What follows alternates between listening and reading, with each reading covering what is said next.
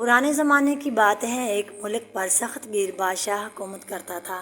رعایا پر طرح طرح کے ٹیکس عائد کرتا اور ٹیکس کے پیسے دوسرے ممالک میں جا کر فضولیات میں ضائع کرتا۔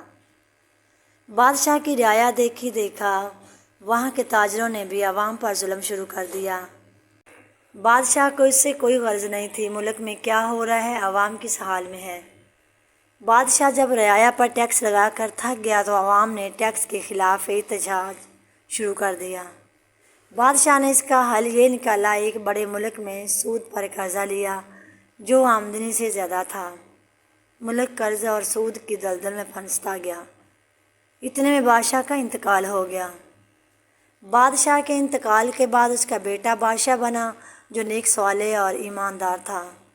وہ اپنی رعایا کو خوشحال دیکھنا چاہتا تھا۔ اس نے غریبوں پر ٹیکس کم کر دیے، امیروں لوگوں پر ٹیکس لگائے تاکہ ملک کا قرضہ اتر سکے۔ لیکن تاجروں نے ٹیکس دینے کی بجائے چیزیں مہنگی کر دی اور طرح طرح کے جتن کرنے لگے کہ کسی طرح بادشاہ کی حکومت ٹھیک نہ چلے۔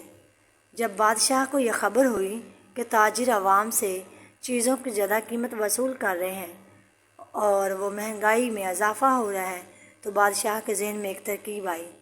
اس نے اپنے وزیر کو مہار کے روپ میں بازار بھیجا کہ جاؤ بازار سے ایک مٹکا خرید کر لاؤ اور پوری مارکیٹ سے قیمت کی جانچ کرنا تاکہ پتہ چلے کون کون تاجر عوام کو لوٹ رہا ہے۔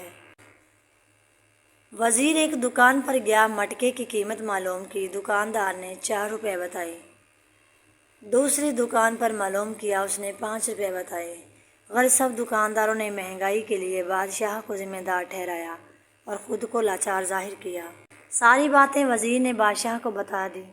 اگلے دن بادشاہ نے وزیر سے کہا کہ آج مٹکا لے کر جاؤ اور بیچنا شروع کر دو۔ وزیر نے ایسا ہی کیا۔ بازار کے سب دکاندار دروازوں سے اس کی قیمت 50 پیسے سے زیادہ قیمت نہیں لگائی۔ وزیر نے کہا کل تو آپ یہی مٹکا 5 روپے کا دے رہے تھے اور آج 50 پیسے کا خرید رہے ہو۔